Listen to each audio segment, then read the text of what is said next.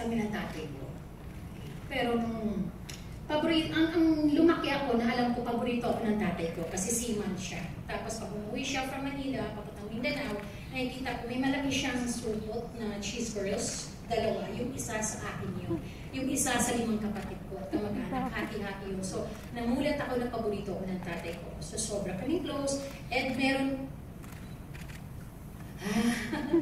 until now, pinaka-hate ko yung makakatanggap ng taping pag sa Luneta.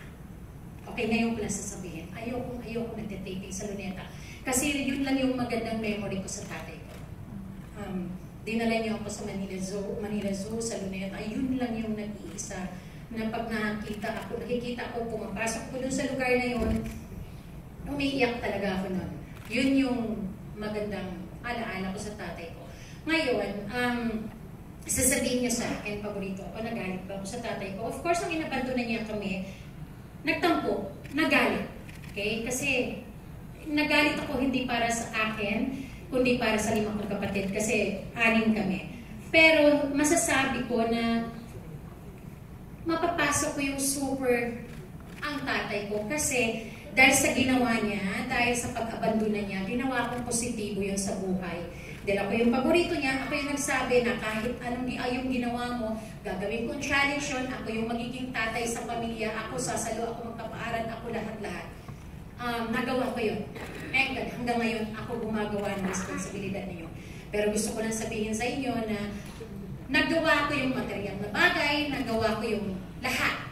Pero hanggang ngayon, nasa isip ko, nasa puso ko, isa lang hindi ko kayang gawin, yung pagmamahal ng tatay sa anak.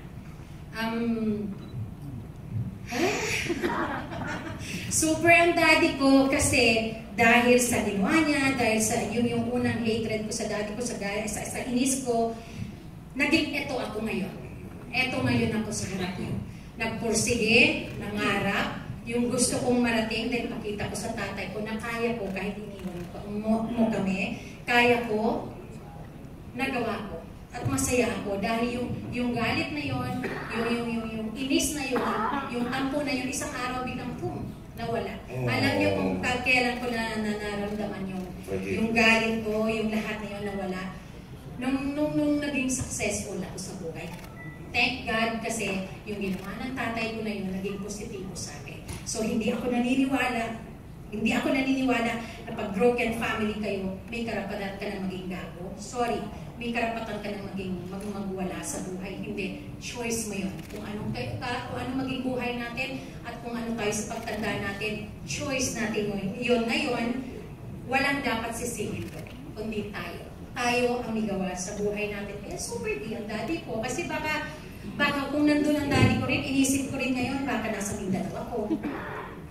Dahil brat ako, baka nabuntis ako, baka hindi rin to yung narating ko. Kaya lahat ng ginawa sa daddy ko, isa lang sinasabi ko hanggang ngayon. Thank you, Dad, at gusto kitang makita. Kung buhay ka pa, gusto kitang mayakap. Kaya, yun. Saka yung married ako. Yes. At yung asawa ko, yung hindi ko naranasan sa tatay ko, ito yung asawa ko, sobra siyang daddy. Super siya na daddy sa mga anak ko. So, yun lang. Thank you, Ms. Sylvia. Wow, thank you for sharing.